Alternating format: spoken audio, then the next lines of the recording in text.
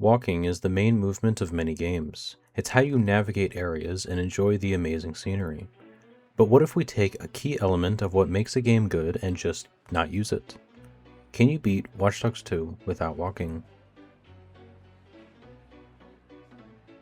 The rules are a bit strange, but it all comes down to I cannot use ASWD while on foot. In a car, in a boat, in a plane. Wait, this isn't Watch Dogs. All of those are fine. You're probably wondering how I can move them. I'll rely mainly on using cover to get around certain areas. If you press C, then you're all good. Although that does not work in all situations. I had to think. I had to use my brain for the first time in my life. Some of the strategies that I used looked truly brain dead and downright silly.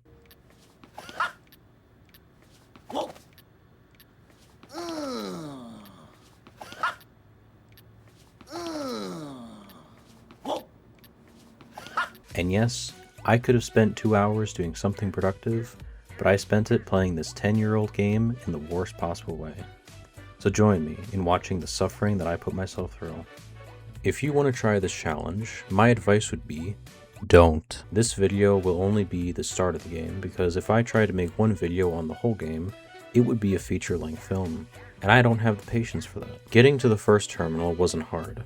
However, getting down was another story. I panicked. The first real objective, and I couldn't do it. Was the challenge really over before it started? I don't know what I was doing here. Then I realized that Marcus moves a little when you take out your camera and shake the screen. After entering the building, it was pretty easy to get to the first objective, and then the second one. But the third one is where we have an issue. First I tried taking cover. There's nowhere for me to take cover. Then I tried shooting all the computers. I don't know. Emoting does move Marcus a little bit, I think. I tried the camera trick I did earlier. Now this would, in theory, get me there, but I would have died of boredom before I even made it. After messing around for a bit, the guards must have seen the crazy man having a fucking seizure through the window.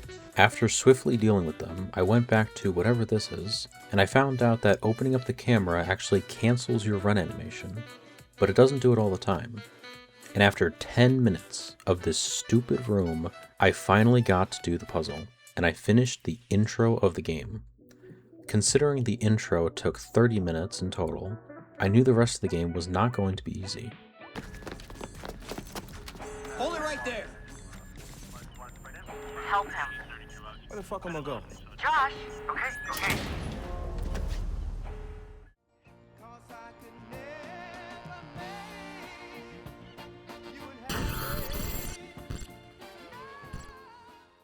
I made it to the hackerspace with minimal casualties, and unfortunately I could not take cover in the store, so I used a bike to enter.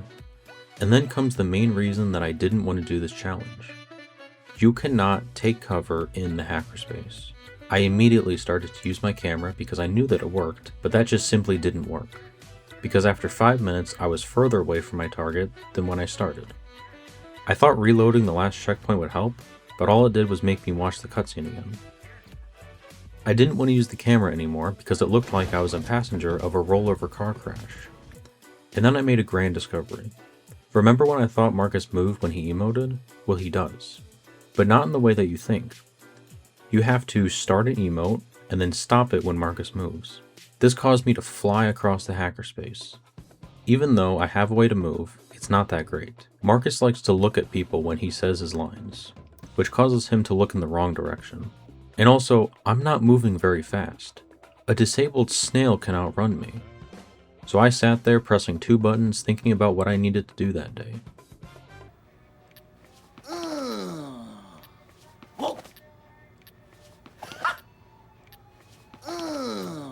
After finally making it to Horatio, I progressed with the story.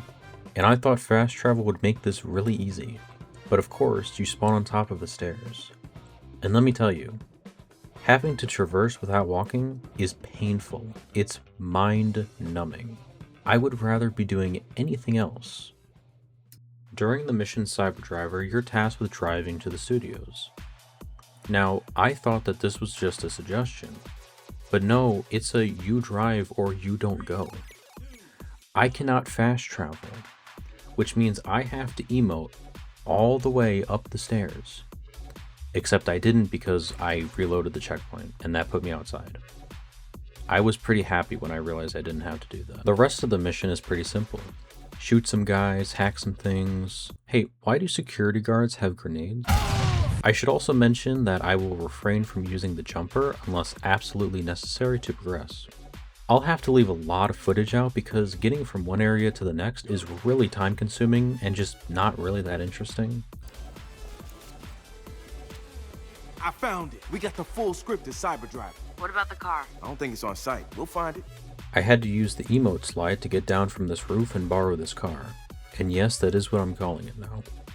I was trying to find a good place to park my van when this guy broke physics and fucked logic. I did eventually find a good place to park though. To complete this mission, it's easiest just to call a rival gang and make them open the doors. This guy tried to push me, so I had to give him that good old 1-2 smackaroo. And the gang finished off the rest of the guards inside. And then I got the data. A relatively easy mission. I wish I could say the same for the next one though. After starting the mission, it became obvious that it wouldn't be so simple, because the game spawns you very far away from the objective and there are no places to take cover. I thought calling a car would help, but I guess the guy who delivers my cars couldn't be bothered to drive a little closer. Reloading the checkpoint also didn't work because why would it? I thought I should just emote slide the whole way, but that wasn't going to happen. I used the jumper to look around a bit if there was anything I could use to take cover on, or if I could get a car to Marcus, then I could use it to drive to the area.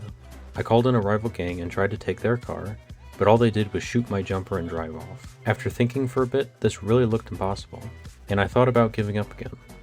But I called in another gang and I managed to get their car, so all I had to do was drive it to Marcus.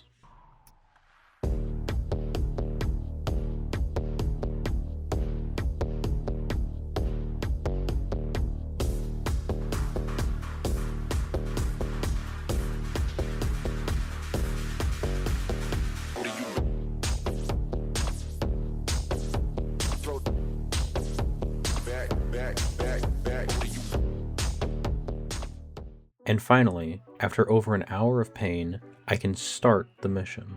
Now, because it took so long to get this car, and I really don't want to do it again, because that would be pretty soul-crushing, it would be a really bad idea to recklessly start shooting the enemies when I don't have a solid plan. I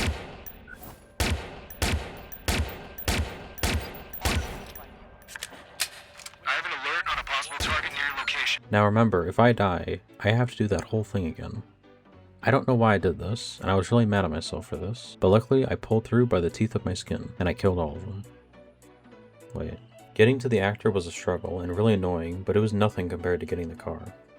Future missions should be more straightforward and easier to find the solution for, because the more I play the game, the more unlocks I get, and the more resources I have to use.